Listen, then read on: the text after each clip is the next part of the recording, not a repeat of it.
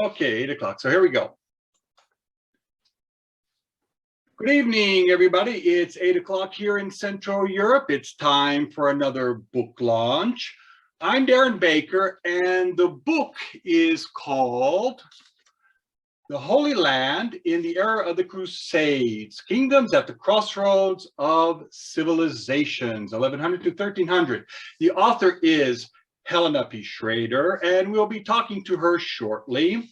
I got in touch with Helena a few years ago because I was doing my own research into the Crusade era, and I was quite impressed with the amount of work she had already not only put into it, but actually published. Mostly it was historic fiction.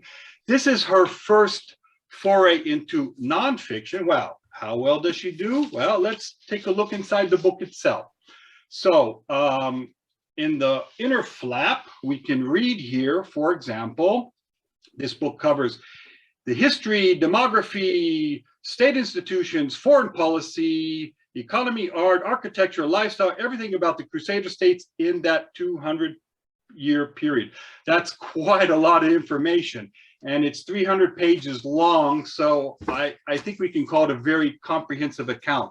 On the back it says, for the first time ever, this book offers a much-needed comprehensive and introductory overview of the tumultuous era of the Crusade states. Well, we know every book on the back is going to say it's the most wonderful thing ever written, but this is true. It really is a full, in-depth look at a very important period in our history. And what I was struck most by is that it really covers everything. I'm talking about the military history, political history, everything there. And the one myth that it debunks most of all is that this is a 200-year period of tension and conflict between cultures, religion, civilization. Completely not true. The Crusader states were mostly at peace with their neighbors. You could go down a street anywhere in Acre or Jerusalem, you would find Muslim artisans, craftsmen, Jewish, Christian merchants, all working together, how shall I say, to make a buck.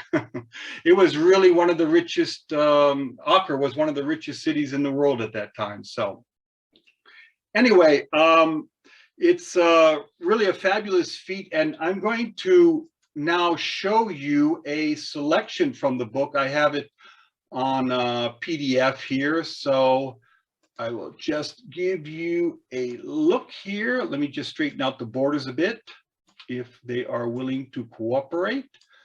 And so we start off with the contents, and you can see, for starters, we have part 1, which is a, okay, just pass that by there. It's a short history of the Crusader States. So you see the First Kingdom, the Third Crusade, famous for Richard the Lionheart's exploits. And if we go down a bit, Second Kingdom on till we get to a part 2, which is a description of the Crusader states. So we can see it as a Mediterranean melting pot. Yeah. The diverse population of Outremer, that's how the French called that area. Also, Helena goes into the idea of the feudal state, the institutions at work there. Oh, sorry, messed that up. Let me go there. We have foreign affairs, all that stuff. Now, one thing I found, oh, sorry, the last part she devotes to the Ibelins. This was a baronial family that rose to prominence. This gives you a very personal account of what the people and institutions were like then. This I found really interesting. We have a chronology here, okay? So it starts all the way back to Jesus Christ, all that stuff. It goes on for 25 pages. You have a 25-page chronology, a timeline going from the birth of Christianity until the final Crusader state was, how shall I say, annihilated in 1291. But Helena has here 1314 is when the Templars were dissolved. And that brings up a good point. Many people are familiar with the military orders of the Christian state, the Templars, the Hospitallers. They would be surprised to find that these two were more at war with each other than with their Muslim neighbors. And in fact, at one point in the 13th century, the Hospitallers were allied with the Egyptians and the Templars were allied with the Syrians. Can you figure that out? Anyway, so the book is really a very nice sort of encyclopedia of this area. I just want to show you this one overview here I have in yellow. I'll read it to you here. This book is designed to provide hobby historians with an easy to read, affordable overview of the Crusader States based on the academic research of recent decades. It will debunk many popular myths, such as the genocidal nature of the Crusades and the proto-colonial character of the Crusader States. Very important point. That reason alone, enough to get your hands on this book. So also there's very many there's picture section, and Helena goes into the use of the phrases, the phraseology used, and so forth that time. Okay, great. So let's talk to the author herself a bit about this book. And after that, we're going to do the actual launch. Okay, so Helena, good evening. Hello, can you see me? Yeah, fine, fine. So Helena, okay. Where are you coming to us from? I'm actually on a Greek island. I'm on the island of Kythera in the Mediterranean, well, the Aegean Sea. It's on the confluence of the Aegean and the Ionian Seas. So it's in the Middle East, if you like. Is that the same island the Beatles tried to buy in 1966? I doubt it. It's the same size as Malta. It's a fairly big island. Oh, okay. So you are Helena from Greece, right? Probably heard that. Of Troy, you know, or Sparta. Okay, Sparta. This was part of Sparta, actually. Okay, Helena, you come from the United States originally, and what brought you to Europe? I don't know. My father came to taught at Portsmouth Polytechnic when I was a child. So I actually came to Europe when I was quite young. I came back and did a PhD in history at the University of Hamburg. Then I ended up staying because the wall came down. I was always in Germany when the wall came down. That was fun. That was great. I worked with the privatization agency there. Then got into private banking and venture capital in Germany. So I was actually serving as an interpreter for some of the major U.S. newspapers who flew in their best journalists to cover the developing story of the wall coming down. But they were not naturally, the best journalists weren't necessarily German experts. So they needed an interpreter. So I was actually accompanying journalists on a lot of these the press conferences, but also to one-on-one interviews with, you know, people like Milka and Krista Wolf, and it was an exciting time. And what aspect of German history did you study there, or did you get involved with? My dissertation was on the German resistance to Hitler. It was was a biographical study of one of the leading generals who opposed Hitler from before he came to power, General Friedrich Olbricht, but he was also involved in the 20th of July plot. Right. Okay. So you published your dissertation on the German resistance in Germany. Yeah. Right. Okay. But you did other work in the World War II area, didn't you? Well, I mean, I went on. You were saying this was my first nonfiction. Actually, it's not. I did obviously the dissertation, and I did a nonfiction work on the Berlin airlift. Being in Berlin, it was sort of became a natural thing, and also women in aviation. So those are my other two nonfiction books. Which were published again. Women in aviation. Yeah. And do you fly yourself? Yeah, don't I wish? I've had two lessons, and then my husband thought it was too dangerous and too expensive. So no aviation, no parachuting. Unfortunately, not. To engage in any thrill sports? I was a passionate rider. I love horses, and I did stadium jumping till I was 65, which seemed pretty good. Great. No, I don't. And now, what are you working on now? Oh, well, right now I'm working on books. I've gotten into a World War II time warp. So I'm actually working, I just finished a book on Bomber Command, a novel set in Bomber Command, Moral Fiber. And I'm working on, and my next book is on the Berlin airlift, but it'll be a novel. So I did the nonfiction book on the Berlin airlift, but I'm now going back and looking at it in a trilogy of novels. But your webpage says you're doing something about in Greek history. Well, the launch. Well, I did Greek history a long time ago. I did a series of. I did 3 novels on Leonidas of Sparta, and I did. You know, I was really interested in ancient Sparta, and that's been translated to Greek. And my Greek publisher wanted to launch it to the 2008 500th anniversary of Thermopylae in 2020. but there was a pandemic, so we're not launching it. We're launching it this year, and the mayor of Sparta is supporting that. We're going to have a big event in Sparta, and then hopefully in Athens in the old Parliament. Very exciting, but it actually is an old book. All right, I'm not working on it. I'm expecting my invitation. Okay. Yeah, sure. All right, super. So now let's get to the actual launch of your book, and then we will get into a slideshow where we can discuss some of the pictures that you and the images you have in there. So here's the book. Of course, everybody have a great look at it there. Now I'm going to bring my trusty stainless steel mixing bowl, which serves as the font. Put that and there. Any of us with wine, raise your glasses. And glass, I see you got a wine glass there. Got a bottle of Bohemia Sec. So I will just remove the foil here and start doing the untwist. I have to be careful here because my neighbor upstairs has a new washing machine. So I don't want this cork to go bouncing off the ceiling. It might throw her machine out of balance, right? So I'm going to open it up here. Let's hope it doesn't, great. Got the cork, perfect. So the font, got your book. Here we go. Oh, yep, right side. And now we say the appropriate words. Just drink to it, Darren. You don't have to. No. It has to be done the right way. So I hereby christen thee the Holy Land in the era of the Crusades. Kingdoms at the crossroads of civilization, 1100, 1300. There we go. You're all launched. You know what would be great is if somebody in Barcelona picks this book up in the bookshop, hops on a cruise liner, goes to Tel Aviv or Israel, and when they disembark, they have your book and they say, I'm ready to see the sights. Yeah, so put it over here to dry out a bit.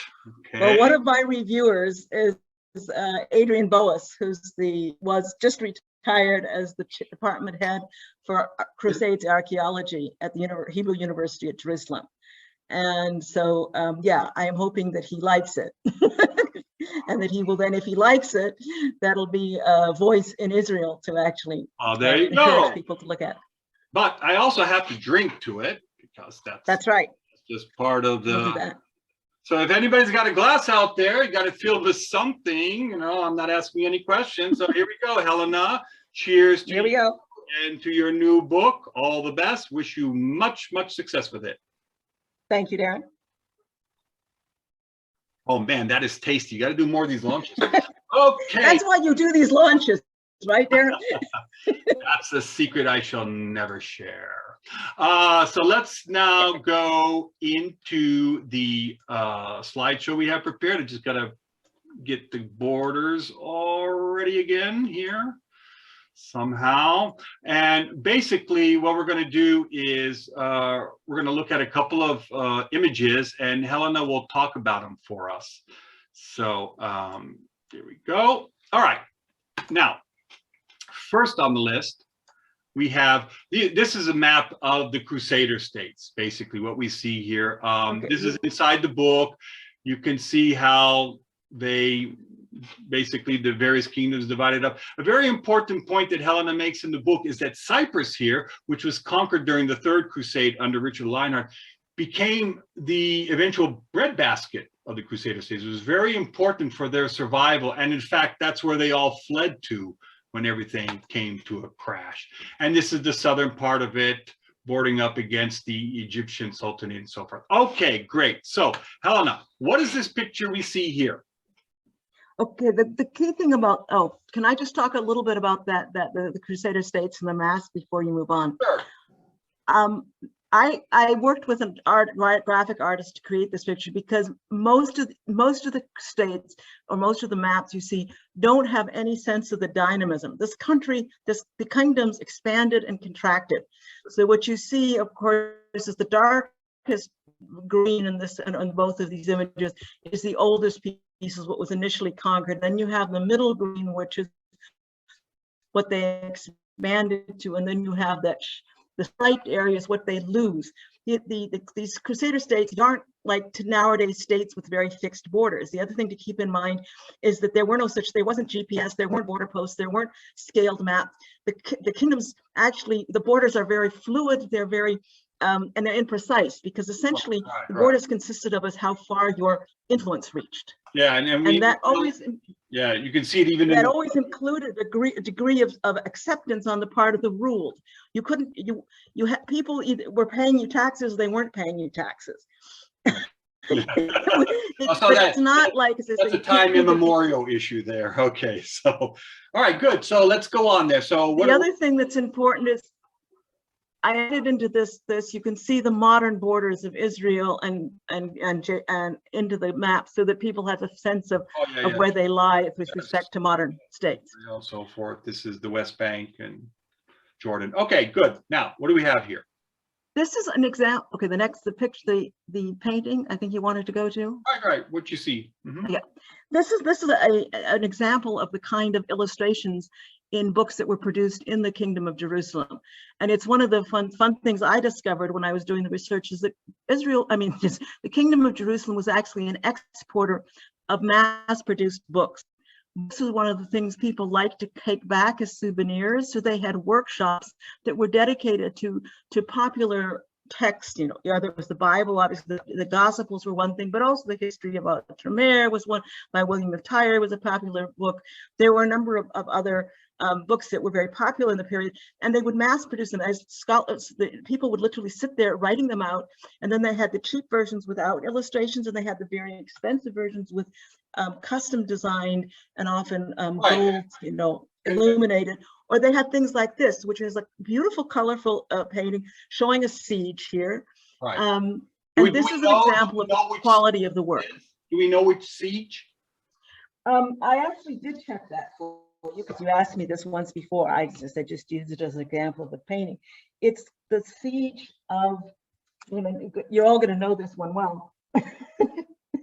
Wow. The siege of Schrader, Shayzar. It was one of the Muslim castles in the north. Okay, well, and they've got the Crusaders encamped around them and ready to roll. So now, what do we got here?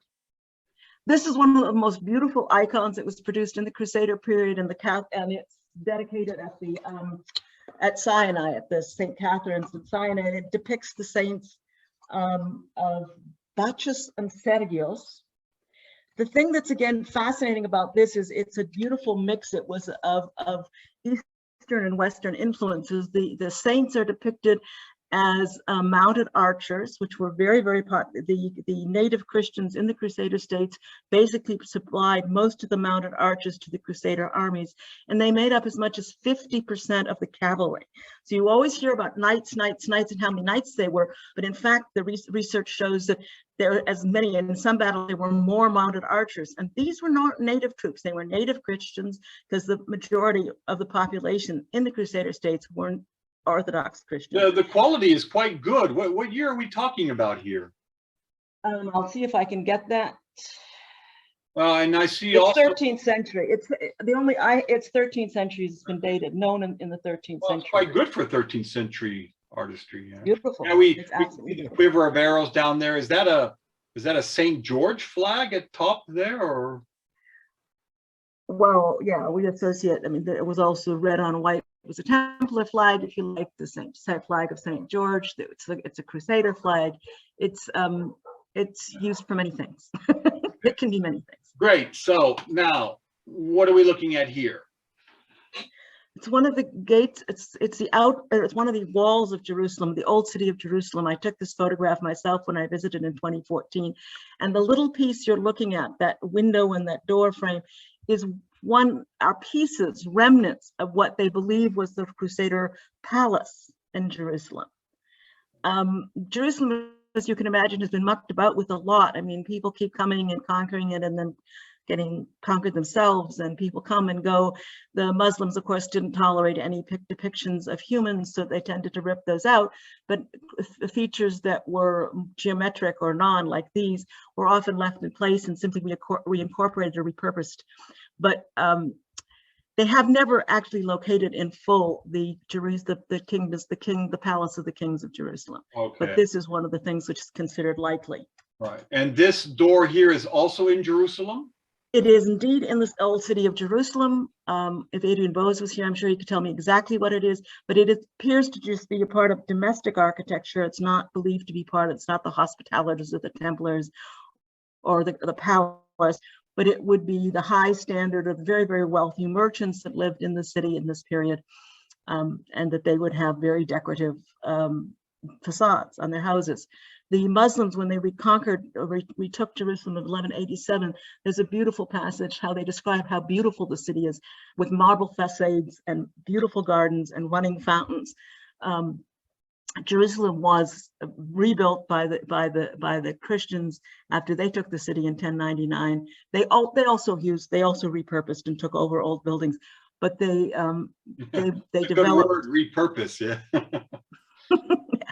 They reused. I mean, there are Roman mosaics, etc., things going right back to Roman times that are still found in Jerusalem because it was lived in and people continue to use these buildings. This, I believe, is one of the most famous castles, not only that region, but the whole area. Absolutely.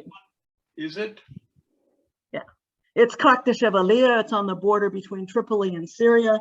It is one of the later 13th century castles. It was actually built by the Hospitallers, and it has many features that became that were innovative in this period and then were adopted and of course used by people like somebody says the Hospitallers, yeah, were used by people like Edward I and his castles in Wales and etc. It has it's concentric. There are two lines of defense. There's the round towers. There are overlapping fields of fire. If you go inside, there are barrel vaulted inner chambers which strengthen the outer walls and also were used to store grain, etc., to withstand long sieges. Now, if piece of architecture. Now, if I'm looking at that and the landscape around it, I don't see any trees, I don't see any fields. How did a castle like this stay supplied? I mean, with water, with victuals, everything. It had very obviously deep wells, but you're also the landscape can be very deceptive living in the Mediterranean as I do. My island has my garden has knee-deep grass in the spring and in the winter, and in the dry season it's just barren and blowing sand. Okay. I was at Hattin. I visited the Battle of Hattin, which everybody knows was horrible. The Christian army dies of thirst and apparently a wasteland. I've been there where it was totally covered with blooming flowers. Oh. This picture was taken at high summer. It was in the Mediterranean in the period when it was dry. That doesn't mean that it doesn't get a lot of rain in the rainy season, which fill up the tanks, the cisterns, and as I say, the wells. Okay, great. So now let's move on. We have some cellars here. That's from the main Hospitaller building in Accra. It's in Accra. Mm-hmm. The Hospitallers had a number of hospitals which were extremely innovative. They were really the first cases of people providing not just hospice care, but actually professional medical care. And this was taken over, let's be fair, from the Byzantines and the Arabs, which had also had them, but Western Europe at this time did not have it until the Hospitallers started doing it. The Hospitallers innovated in that they segregated people by trade. They had full-time medical care, which could be Muslim, Jewish, or Christian. And they also did not distinguish between their patients. Their patients could be of any religion. And they went on the battlefield. They took all of the ill and the wounded, and they treated them all equally. And did Muslim architecture also have vaulted ceilings like we see here? Yes. There's distinct differences between Christian and Muslim architecture. Things like the Muslim architecture tended to be inward looking, so that the outer walls might have no windows or very, very small high windows and everything focused on a courtyard. Christian architecture looked outwards onto the street, but both used vaulted chambers as a fundamental building block. Okay, great. Let's jump forward and look at this glass. I'm intrigued by it. Like, is it just a decorative glass? Like, what kind of function does it serve? They did. The glass was one of the things they produced, of course, right, going back to Roman times. They had excellent sand. They had the materials for producing high quality glass. They produced glass, very, very clear crystal as a white glass, but they also produced colored glass. The ruby glass of Beirut was very famous. And they did enamel work on glass and painted glass as here. Right. And they used it both in as for decorative, for use, for domestic use, or for, for religious use, And or for this windows. is a They Muslim had glass, also plate right? glass. This is a Muslim glass. I'm sorry? Is a Muslim glass? There seems to be Muslim writing on it, but Yeah, the Arabic use of Arabic writing does not mean that the people were necessarily Muslim. The native of this Holy Land, many of them spoke Arabic or Syriac as their language, but they could still be Christian.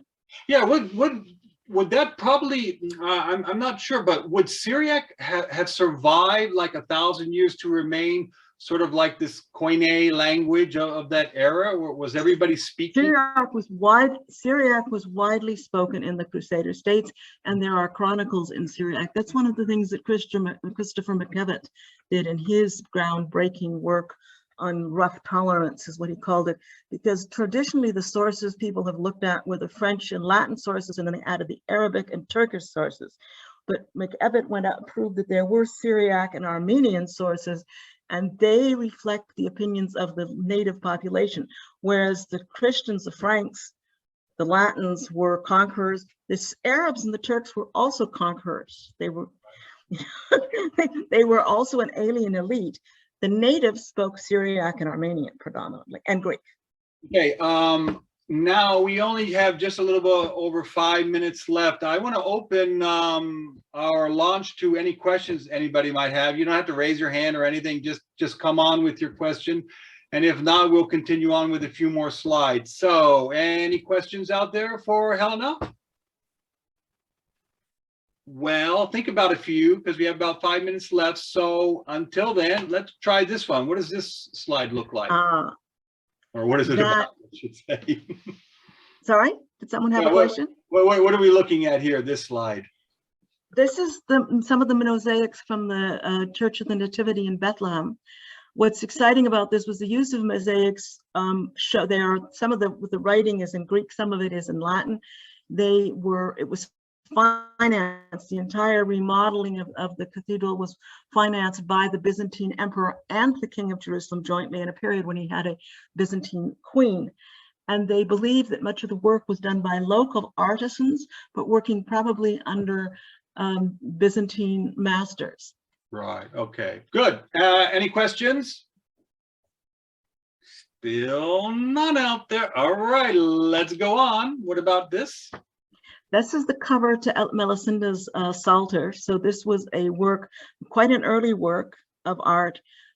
This is the 1130s. This is when the Queen Melisenda was Queen of Jerusalem. She was queen in her own right. She inherited from her father, the king, and ruled jointly with her husband and then with her eldest son. But she held the crown by right of inheritance, not as a consort. And this is the cover of a Psalter which was made for her. Again, it has many elements here that are Eastern elements that are what we would consider Muslim Saracen. It has elements that are Western, and it's a very, very high quality. As you see, this is ivory with turquoise. Yeah, it looks very, very elaborate. I mean, it must have taken a lot of work. Very expensive. That was not one of the cheap mass-produced products. Can you imagine how many hours went into the carving and all? All right, well, that's it for our slideshow there. I'm going to open the screen up and now. So we got just a couple of more minutes left. I actually have a question for you. It's from a friend of mine who found out or who learned that you were writing this book about Sparta and Persia and that conflict. And he wonders about Herodotus's claim that the Persians had 500,000 men they launched against Greece. Do you think that's accurate at all? No, nobody thinks that's accurate.